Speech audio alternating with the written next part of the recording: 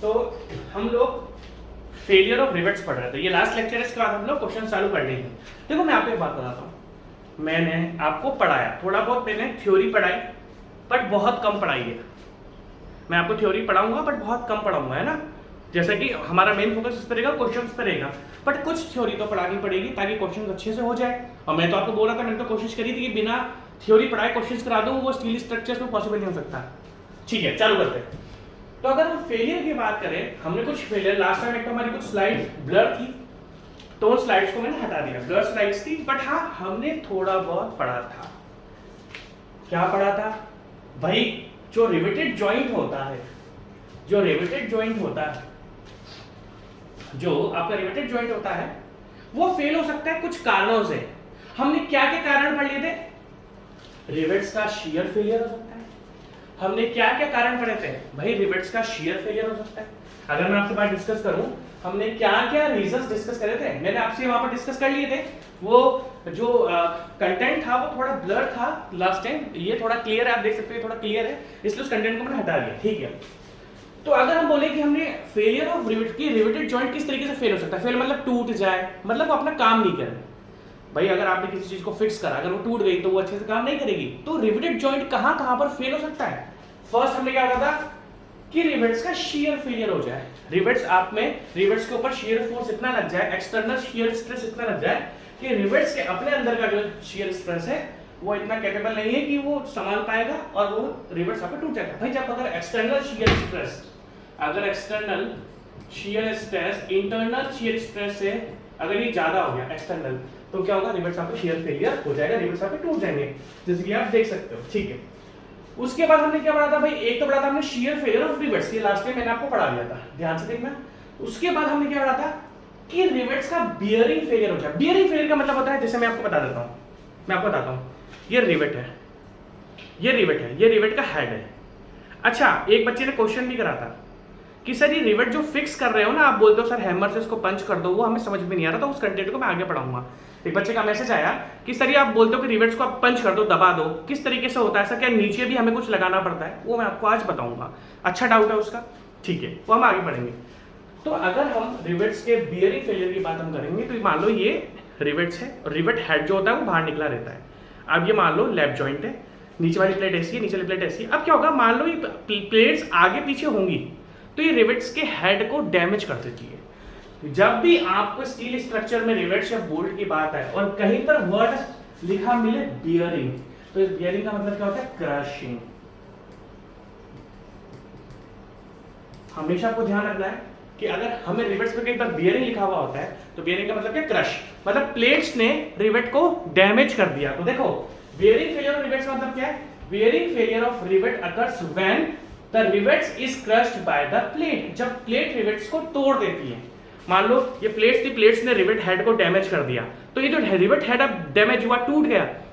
देखो क्रश का मतलब होता है उसको, देखो अगर हम शियर फेलियर की बात करेंगे तो आप देख सकते हो शियर फेलियर में शैंक पोर्शन से टूटा है। वहीं पर अगर हम बियरिंग फेलियर की बात करते हैं तो बियरिंग फेलियर जनरली कहां पर होता है? हेड वाले पोर्शन में होता है। कहां पर होता है? हेड वाला, कि आपने हेड ही तोड़ दिया उसका।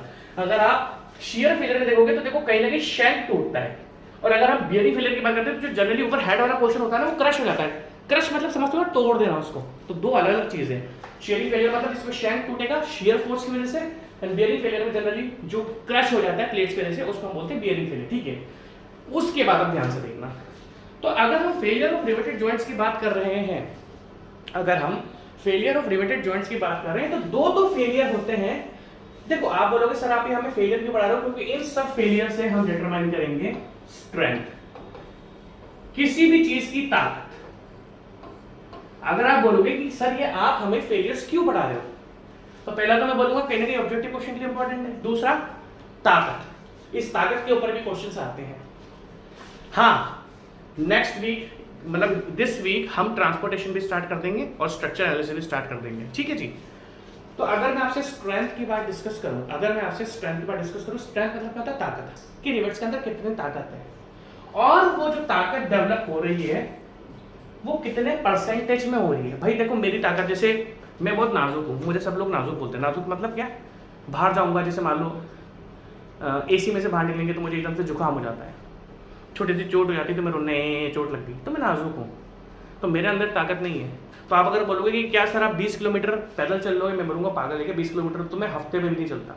मैं हूँ सिविल इंजीनियर, बट क्या होती है साइट होती है तो साइट पर भी मैं अपनी गाड़ी लेकर जाता हूँ। तो आप बिलीव नहीं करोगे, जहाँ पर कॉन्क्रीटिंग चलता रहता है ना, वहाँ पर मैं अपनी गाड़ी ठूस देता हूँ, मैं गाड़ी में बैठा रहता हूँ, क्योंकि कॉन्क्रीटिंग मैं अपने सामने देखता हूँ हमेशा, कॉन्क्रीट होते हुए मैं हमेशा देखता हूँ। क्यों?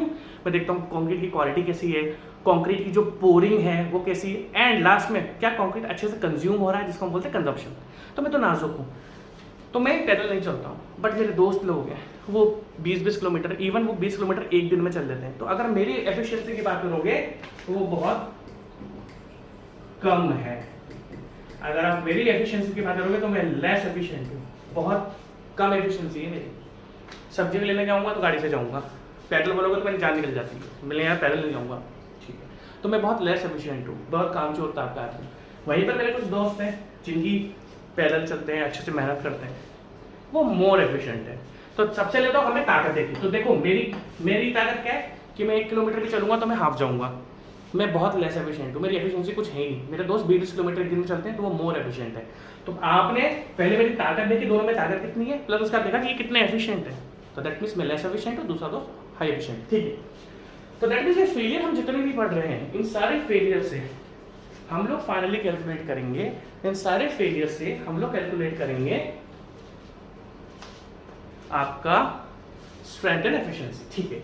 तो दो फेलियर हमने पढ़ लिए, एक मैंने रखा शियर फेलियर ऑफ रिवेट, दूसरा रखा मैंने बियरिंग फेलियर ऑफ रिवेट। अब टियरिंग फेलियर ऑफ प्लेट्स भी मैंने आपको पढ़ाया था। जब रिवेट्स लाइन से, अगर आप देखोगे, जब रिवेट लाइन से ही आपकी प्लेट टूट जाती है तो इस टाइप के फेलियर को हम बोलते हैं टियरिंग फेलियर ऑफ रिवेट्स। आपको बहुत ही ज्यादा ध्यान से देखना पड़ेगा। देखो सबसे पहले हमने लिखा शियरिंग फेलियर ऑफ रिवेट, तो अगर हम रिवेट की शियर स्ट्रेंथ निकालेंगे तो पीएस, आपको ध्यान से देखना पड़ेगा। सेकंड हमने लिखा bearing failure of rivets, PB.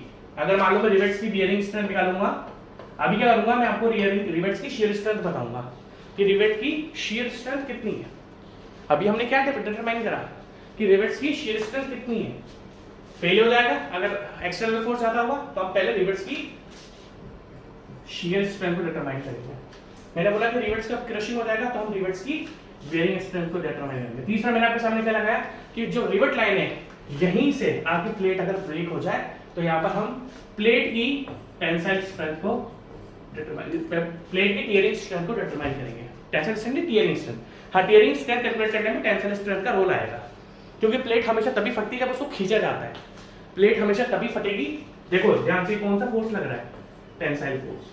तो जब मैं प्लेट की टियरिंग स्ट्रेंथ को कैलकुलेट करूंगा, जब मैं प्लेट की टियरिंग स्ट्रेंथ को कैलकुलेट करूंगा, तब मेरा टेंसाइल स्ट्रेंथ का रोल आएगा, क्योंकि टेंसाइल स्ट्रेंथ में ही टेंसाइल फोर्स जब लगता है तभी प्लेट आपकी फटती है, ठीक है। और क्या हो सकता है, प्लेट में शियर फेलियर हो जाए। यहां पर तो हमारा क्या हुआ था, रिवेट्स में शियर फेलियर हुआ था। और क्या फेलियर हो सकता है, और क्या फेलियर हो सकता है प्लेट्स में, आप देखोगे यहां पर मैंने जो मेरा पेन है वो चेंज कर दिया। क्यों? क्योंकि ये जो रेड है ना, यही आपका ऑब्जेक्टिव क्वेश्चन बनाएगा। जो रेड है यही आपका ऑब्जेक्टिव क्वेश्चन बनाएगा। देखो अगर हम बात करें, जनरली आपको 3 फेलियर ध्यान रखना है रिवेट्स के, shearing failure of rivets, bearing failure of rivets and tearing failure of plates. इसके अलावा और क्या क्या फेलियर हो सकते हैं भाई, प्लेट में शियर फेलियर हो जाए, मतलब प्लेट पूरी फट जाए, ऐसे लंबी देखो प्लेट फट जाए, ये प्लेट फट गई, ऐसे लंबी प्लेट फट गई, खींचोगे तो प्लेट फट गई, इसको हम बोलते हैं शियर फेलियर ऑफ प्लेट्स। और अगर आपसे बात करूं बियरिंग फेलियर ऑफ प्लेट्स, जहां पर आपने रिवेट्स लगाए, रिवेट्स देखो आप ध्यान से देखना, कभी कभार जहां पर नट बोल्ट, जैसे मान लो मैंने ये वाला, देखो अगर हम शियर फेलियर ऑफ प्लेट्स की बात करते हैं तो प्लेट पूरी ऐसे फट जाएगी, प्लेट पूरी ऐसे लंबी फट जाएगी पूरी। अब हम बात करते हैं bearing failure of plates. What is bearing failure of plates? Bearing failure of plates में क्या होता है आपका दादा, कि जहां पर आपने ये रिवेट लगाया, रिवेट पे जैसे जैसे मान लो उस पर फोर्स लगा तो रिवेट के आसपास की प्लेट को डैमेज कर देता है। जब शियर फेलियर ऑफ प्लेट की बात की तो पूरा प्लेट लंबी फटती है कुछ इस तरीके से। जब हम बीच में से, मतलब रिवेट के आसपास वाले एरिया में से प्लेट फट जाती है, उसको बोलेंगे शियर फेलियर। जब ओनली रिवेट के आसपास वाला एरिया डैमेज होता है,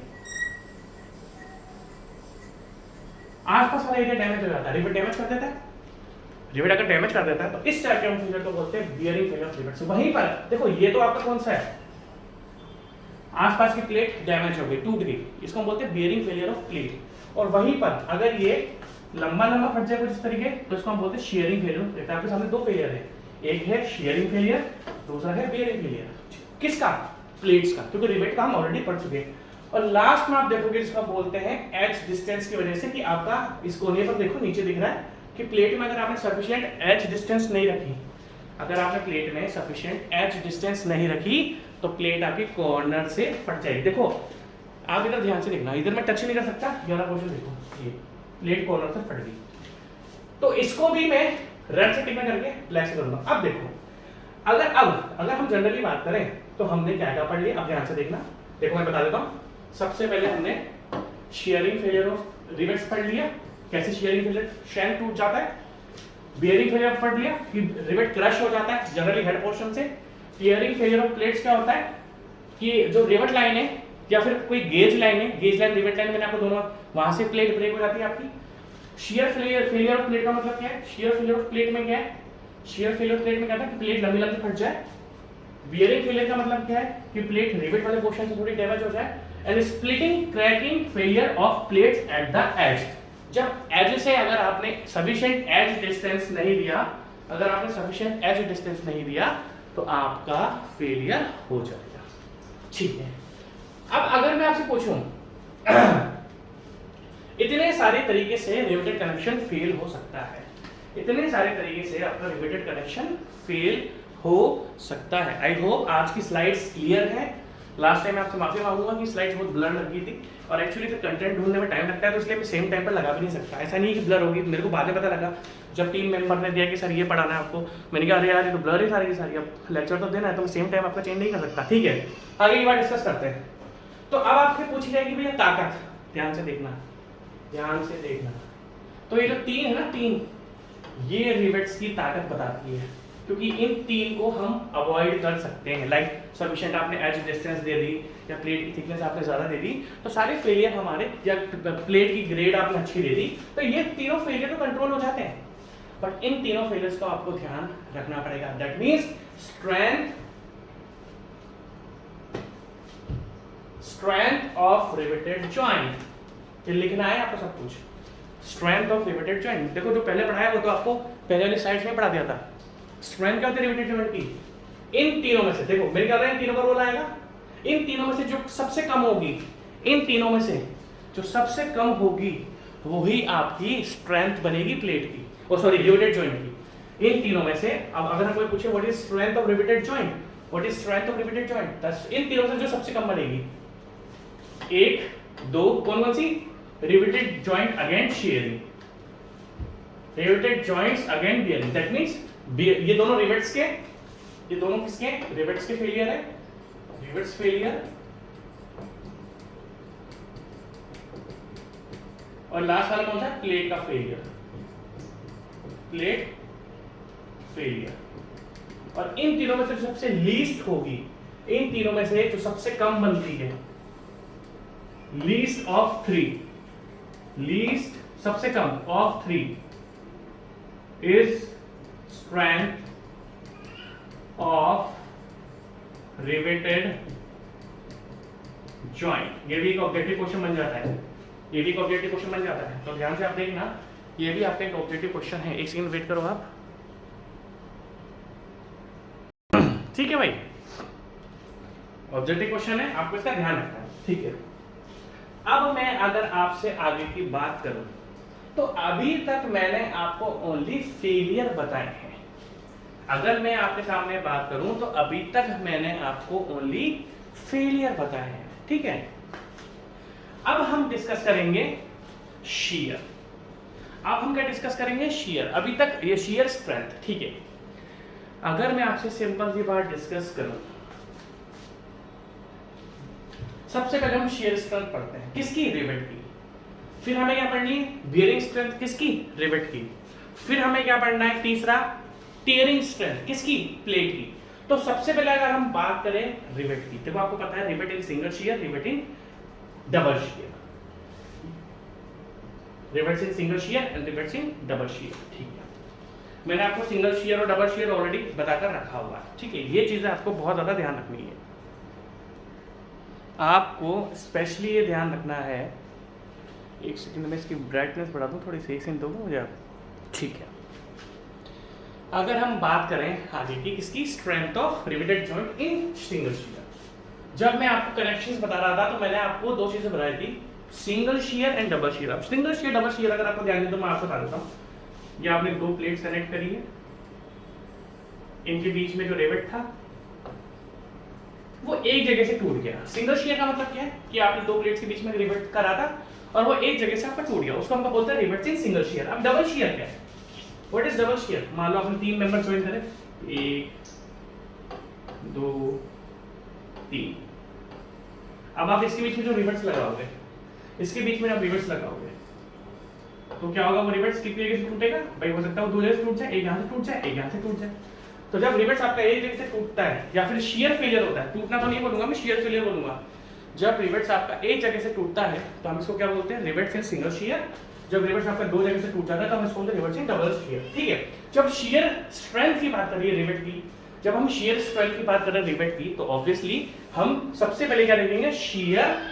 हम सबसे पहले क्या देखेंगे, रिवेट्स की शियर स्ट्रेंथ क्या है। तो रिवेट की shear strength, let top equals to shear strength, sorry shear stress of rivet. भाई रिवेट का जो मटेरियल है उसके अंदर क्या होगा, यील्ड स्ट्रेस भी टेंशन। जो रिवेट का मटेरियल है जनरली स्टील होता है, जो रिवेट का मटेरियल है, जो आपका रिवेट का मटेरियल है, उस मटेरियल की कुछ स्ट्रेंथ तो होगी, लाइक शियर स्ट्रेस होगा उसके अंदर डेवलप, लाइक टेंशन, जो कि हम टेस्ट से पता लगा देते हैं। जो भी मटेरियल हम यूज करते हैं उसकी हेल्प से हम शियर स्ट्रेस को डेरिवेट कर लेंगे कि रिवेट्स के अंदर शियर स्ट्रेस कितना है। रिवेट्स का जो डायमीटर है वो क्या है, d।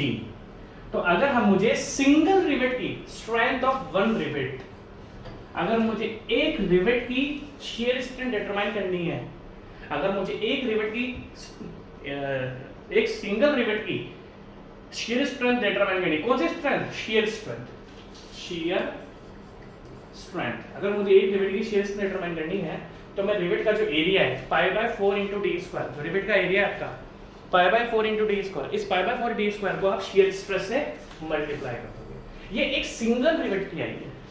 अगर हम रिवेट की शियर स्ट्रेस की बात करते हैं, शियर स्ट्रेंथ की बात करते हैं, तो रिवेट के एरिया को मैं अगर रिवेट के शियर स्ट्रेस से मल्टीप्लाई कर दूंगा, that means π/4 d² * tau. What is tau, shear stress of rivet. तो मुझे यहाँ पर क्या मिल जाएगा, एक रिवेट की शियर स्ट्रेंथ मिल जाएगी।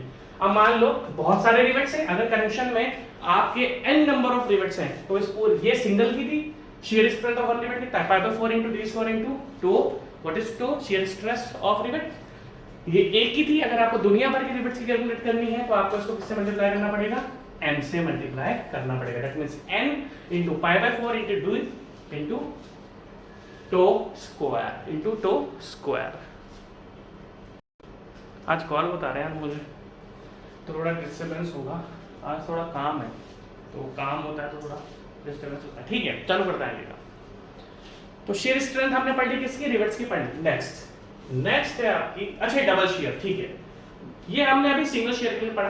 भाई जो एरिया है, अगर सिंगल शियर एक जगह से ब्रेक हो रहा है तो जो एरिया है उसको हमने शियर स्ट्रेस से मल्टीप्लाई कर देना है। n नंबर ऑफ रिवेट्स है तो हमें n से मल्टीप्लाई कर देना है। ये मैं आपको क्वेश्चन कराऊंगा ऑब्जेक्टिव में। ये सिंगल शेयर की बात है। अगर डबल शेयर की बात है कुछ इस तरीके से, डबल शेयर में आपको क्या कर देना है, जो भी फॉर्मूला है उसको 2 से मल्टीप्लाई कर देना है। जो भी फॉर्मूला है उसको आपसे 2 से मल्टीप्लाई कर देना है। ये आपके डबल शेयर का सेम जो हमने सिंगल शेयर में करा था, सेम उसी की तरह हमें डबल शेयर में कर देना है। ठीक, अब अगर हम आगे की बात करें तो हमने शेयर स्ट्रेंथ पढ़ ली है। दूसरा, strength of rivet in bearing. Second जो स्ट्रेंथ, क्योंकि हमें दो स्ट्रेंथ तो पढ़नी है रिवेट्स की और एक स्ट्रेंथ पढ़नी है हमें प्लेट की। ये आपको ध्यान से देखना, ठीक है, कुछ भी नहीं है। सबसे पहले अगर मैं आपसे बात करूं एक सिंगल रिवेट की, फॉर सिंगल रिवेट,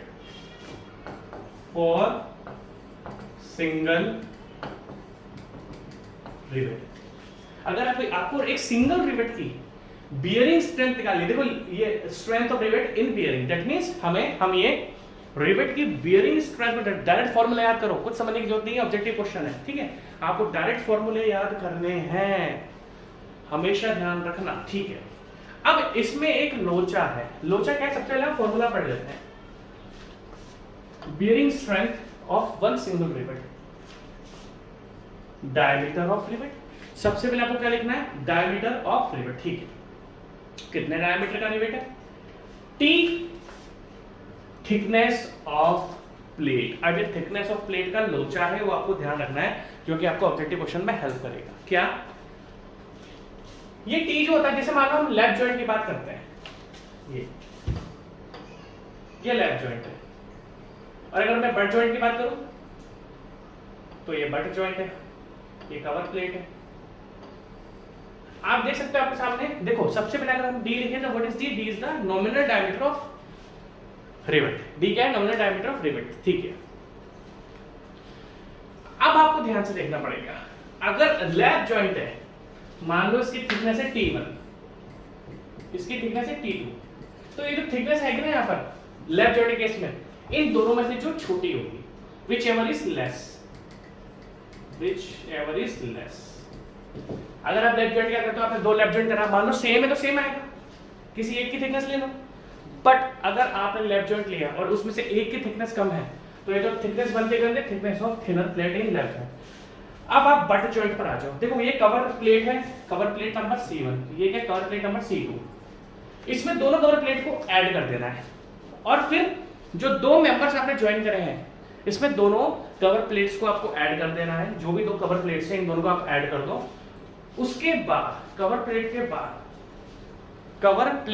बाद आप इन दोनों की थिकनेस देखो, पहले तो कवर प्लेट को आप ऐड करो, सम ऑफ कवर प्लेट्स थिकनेस, इन दोनों की थिकनेस को आप ऐड करोगे, फिर आप मेन मेंबर देखो, इन दोनों को ऐड कर देना C1 प्लस C2।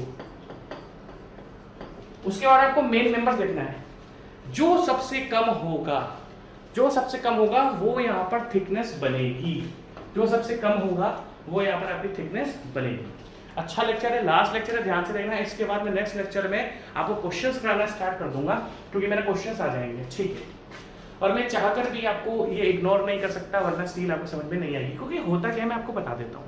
आपने मान लो स्टील आज से 6 महीने पहले पढ़ी, तो आपको अगर ये क्वेश्चंस करने हैं तो भी आपको स्टील पढ़नी पड़ेगी, फिर आप स्टेज 1 में जाओगे तो टाइम वेस्ट हो जाएगा। स्टेज 1 में मैंने बहुत ब्रीफली पढ़ा रखा है, तो मेरी मजबूरी है।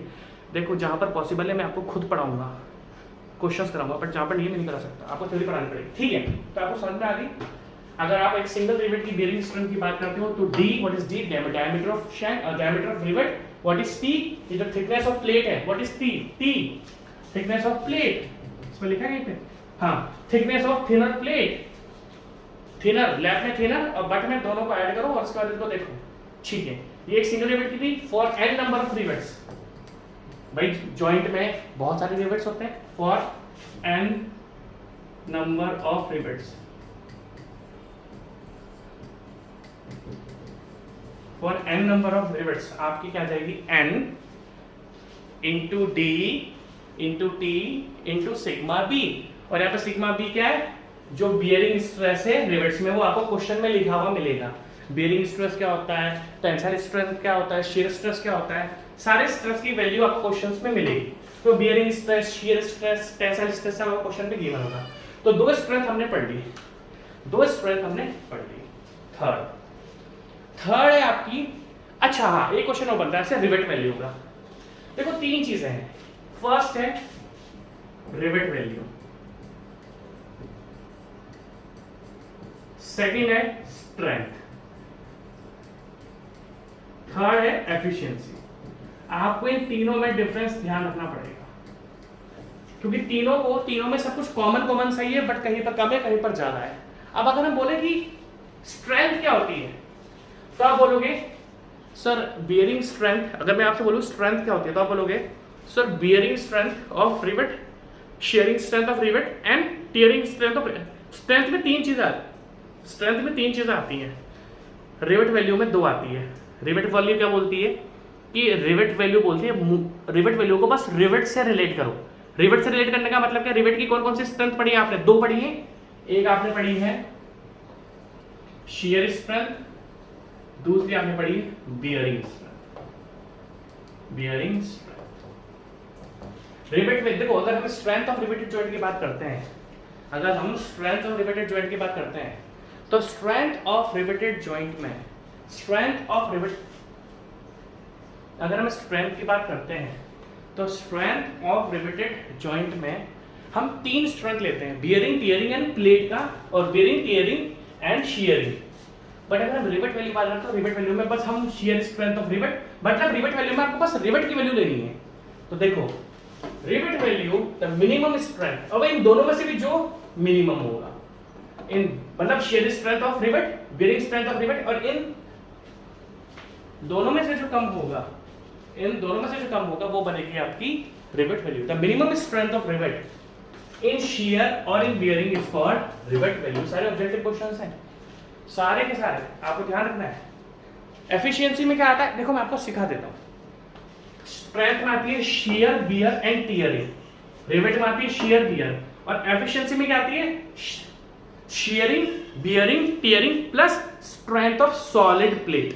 अगर हम एफिशिएंसी की बात करते हैं तो जो प्लेट की स्ट्रेंथ है खुद की, देखो अगर हम एफिशिएंसी की बात करते हैं तो सबसे पहले shear strength of rivet, bearing strength of rivet, tearing strength of rivet, and fourth जो भी प्लेट है उसकी पूरे की सॉलिड स्ट्रेंथ, मतलब उसमें से एरिया जो रिवेट्स का होल है उनको माइनस माइनस करके उन सबकी सॉलिड स्ट्रेंथ। ठीक है, तो देखो ये थोड़ा बहुत था, मैं आपको डाल दूं, ये लिखा हुआ है तो मैंने आपको समझाया। What is rivet value, the minimum strength of rivet in shearing और bearing is called rivet value. अब स्ट्रेंथ की बात करते हैं किसमें, टियरिंग की। टियरिंग की बात करें तो हम ओनली उस सेक्शन को देखेंगे जहां पर आपका रिवेट होल्स हैं। अगर मैं आपकी बात करूं, ये एक प्लेट है, तो आप बोलोगे सर ये जो आप टियरिंग स्ट्रेंथ निकाल रहे हो ना, ये मैं इस वाले सेक्शन में निकाल लूंगा जहां पर टियर हो सकता है ना, मैं ओनली इस सेक्शन की स्ट्रेंथ निकाल रहा हूं जहां पर प्लेट फट सकती है, टियरिंग हो सकती है।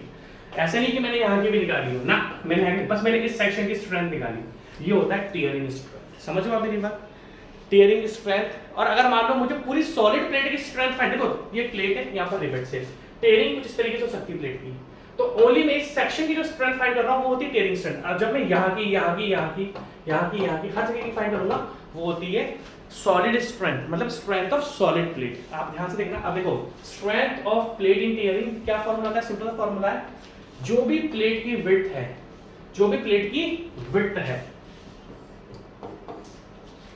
इसमें कितने होल्स हैं सबको माइनस कर दो। देखो जो भी प्लेट की विड्थ है उसमें से जो होल्स है, अभी यहाँ पर आपको कितने होल दिख रहे हैं, अभी सर मेरे को यहाँ पर 2 होल्स दिख रहे हैं, इन दोनों को माइनस कर दो। अगर मेरे को यहाँ इस सेक्शन की स्ट्रेंथ चाहिए, देखो ध्यान से मैं आपको बताऊं, आप ध्यान से देखना, देखो ये आपका जो टियरिंग है वो इस पोर्शन में हो सकती है, तो अगर मुझे इस सेक्शन की स्ट्रेंथ निकालनी है तो यहाँ पर एक तो ये सेक्शन है, एक ये सेक्शन है, एक ये सेक्शन है, समझ रहे हो मेरी बात। और जनरली जो फेल होता है वो ये अलग पोर्शन होता है। तो अगर मुझे इस टियरिंग सेक्शन की स्ट्रेंथ निकालनी है तो जो भी प्लेट की विड्थ है उसमें सबसे पहले आप नंबर ऑफ होल्स माइनस कर दो, उसको उसकी थिकनेस से मल्टीप्लाई कर दो, जो प्लेट की थिकनेस है, और जो प्लेट का टेंसाइल स्ट्रेस है। ये सारे स्ट्रेस की वैल्यू आपको क्वेश्चंस में गिवन होगी, आप बेफिक्र रहना, एक एक वैल्यू आपको क्वेश्चंस में मिलेगी। ठीक है भाई, हमारा ये टियरिंग सेक्शन है, तो इस सेक्शन में नंबर ऑफ होल्स को माइनस करो, हमारा सॉलिड मटेरियल बन जाएगा, और उस मतलब सॉलिड मटेरियल बच जाएगा, और उस सॉलिड मटेरियल पे हम लोग फिर आपकी स्ट्रेंथ निकालेंगे। ये फॉर्मूले कहाँ से है वो पढ़ने की आपको बिल्कुल जरूरत नहीं, क्योंकि हम ऑब्जेक्टिव पढ़ रहे हैं। हाँ, वहां अगर मैं आपको बता दो B, what is B, width of the plate, what is N, number of rivets, what is D, diameter of rivets, what is T, thickness of plate, and what is sigma T, permissible tensile stress, जो कि material के अंदर develop आपका होगा। ठीक है भाई, easy सा है, कोई भी पढ़ने की जरूरत नहीं है। ठीक है, अगर हम स्ट्रेंथ की बात करते हैं, ध्यान से देखना, एक और क्वेश्चन बनता है, अगर हम स्ट्रेंथ की बात करते हैं तो स्ट्रेंथ में फर्स्ट ध्यान से देखना क्वेश्चन और बन रहा है, shear strength of rivet, bearing strength of rivet and tensile tearing strength of plate. अगर मैं स्ट्रेंथ की बात करूं रिवेटेड जॉइंट की, तो shear strength 2R, shear strength of rivet, BR, bearing strength of rivet, and third tearing strength of plate. अब इन दोनों को क्या बोलते हैं, इन दोनों को बोलते हैं रिवेट वैल्यू, इन दोनों को क्या बोलते हैं, रिवेट वैल्यू। तो कभी का क्वेश्चन क्या आता है, रिवेट वैल्यू और टियरिंग स्ट्रेंथ ऑफ प्लेट, इन दोनों से, है ना, इन दोनों की जो मिनिमम होती है, तो कभी कभार करता है, कभी कभार क्वेश्चन क्या करेंगे, शियरिंग स्ट्रेंथ जो है आपकी कभी कभार क्वेश्चन में क्या होगा, जो आपकी शेयरिंग स्ट्रेंथ है, जो आपकी शेयरिंग स्ट्रेंथ है और बियरिंग स्ट्रेंथ ऑफ रिवेट है, इन दोनों कंबाइन करके रिवेट वैल्यू बना दिया। तो अब ये दो एक टर्म बन गई, तो इन दोनों में से जो मिनिमम होगा वो आपकी स्ट्रेंथ होगी। आप इसको लिख लो, आपके काम आएगा। मैं भी 2 मिनट रेस्ट ले लेता हूँ, थक गया मैं भी पढ़ा के। ठीक, आगे चालू करते हैं। अब हम सबसे पहली बात, मैं आप सबको बता चुका हूँ एफिशिएंसी क्या होती है। भाई देखते हैं कितना एफिशिएंट है। भाई जैसा नहीं होता, माँ बाप बच्चों को पढ़ाते हैं अच्छे CBSE इंग्लिश स्कूल में, तो आउटपुट क्या निकल रहा है। भाई हमने तो देखा है जो सरकारी स्कूल के बच्चे होते हैं उनका भी बहुत अच्छा आउटपुट निकलता है। मतलब अगर हम माँ बाप की लैंग्वेज में बात करें तो भाई तुम पर इतना पैसा लगाया था, तुमने तो कुछ भी सब बर्बाद कर दिया, तो वो लेस एफिशिएंट है। और किसी माँ बाप, मतलब कुछ माँ बाप अपने बच्चों को सरकारी स्कूल में पढ़ाते हैं, उनका रिजल्ट बहुत अच्छा आता है, तो वो मोर एफिशिएंट है। मतलब तो उस तरीके से हम एफिशिएंसी देखेंगे। एफिशिएंसी ऑफ रिवेट क्या है? सबसे पहले तो स्ट्रेंथ ऑफ रिवेटेड जॉइंट को, जो भी स्ट्रेंथ है रिवेटेड जॉइंट का, शेयरिंग, बियरिंग एंड टियरिंग, उसमें से मिनिमम जो है उसको डिवाइड कर देंगे स्ट्रेंथ ऑफ सॉलिड प्लेट से। और स्ट्रेंथ ऑफ सॉलिड प्लेट का फॉर्मूला क्या है? Width of plate multiply by thickness of plate multiply by tensile stress. जो भी प्लेट के अंदर टेंसाइल स्ट्रेस जनरेट होगा, ठीक है। Width of plate multiply by आपका टेंसाइल स्ट्रेस और multiply by thickness of plate. तो स्ट्रेंथ ऑफ रिवेटेड जॉइंट को अगर हम सॉलिड प्लेट की स्ट्रेंथ से डिवाइड कर देंगे तो हमें प्लेट की और रिवेटेड जॉइंट की, हमें रिवेटेड जॉइंट की एफिशिएंसी मिल जाएगी, ठीक है। हमें रिवेटेड जॉइंट की एफिशिएंसी मिल जाएगी, ठीक है। अब बच्चे का क्वेश्चन था, देखो अब इधर आ जाओ आप। कुछ स्टैंडर्ड फॉर्मूलाज हैं जो आपको ये बताते हैं, कुछ स्टैंडर्ड फॉर्मूलाज हैं जो आपको ये बताते हैं कि अगर आपके पास कोई थिकनेस है, थिकनेस ऑफ प्लेट,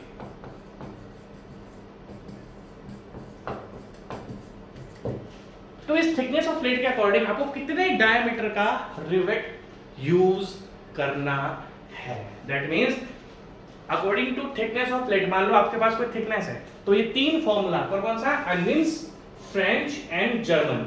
ये 3 फॉर्मूला, मान लो आपको प्लेट्स मिल गई कि आपको 2 मेंबर्स को ज्वाइन करना है, तो उन मेंबर्स को अगर आपको ज्वाइन करना है तो उन मेंबर की थिकनेस के अकॉर्डिंग आपको डायमीटर ऑफ रिवेट्स पता लगती है।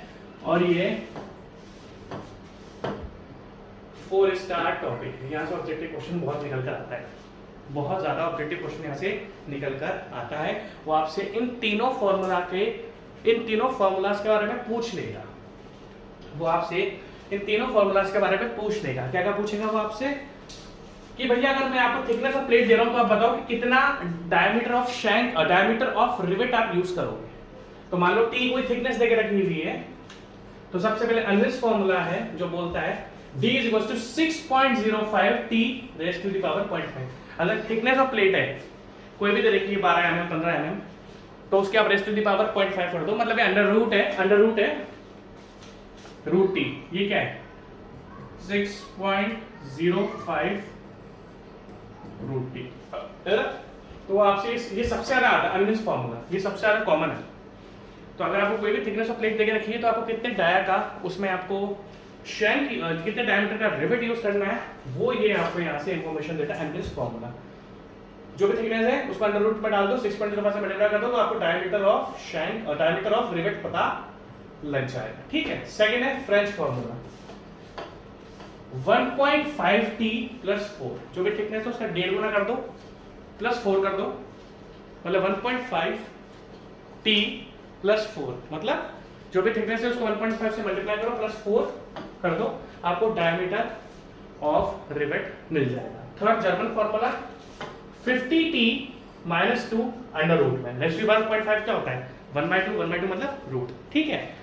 तो ये 3 फॉर्मूलाज हैं जो आपको, ये तीनों फॉर्मूलाज आपको क्या दे रहे हैं? Diameter of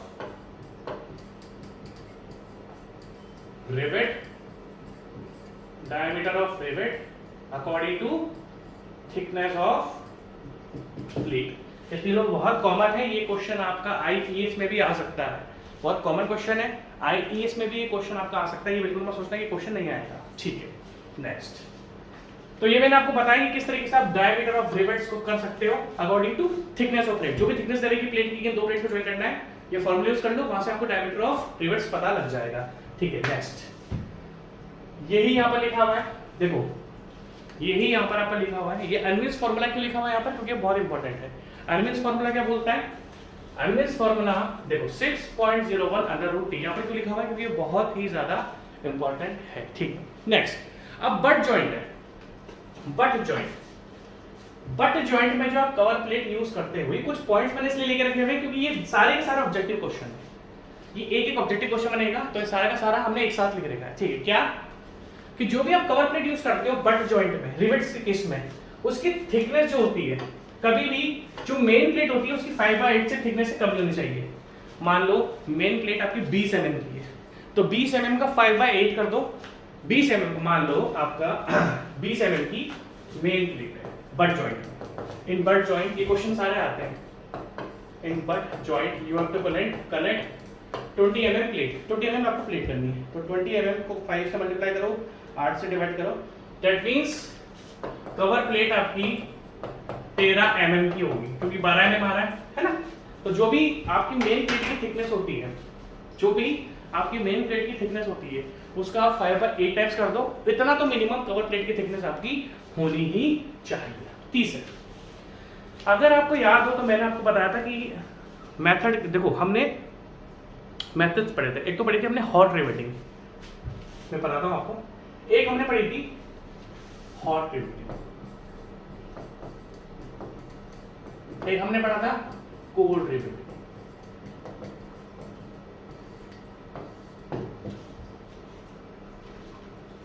hot riveting, cold riveting, अगर आपको ध्यान हो तो हमने पढ़ी थी। हाँ बोलो, हाँ सर पढ़ी थी। देखो होता क्या है,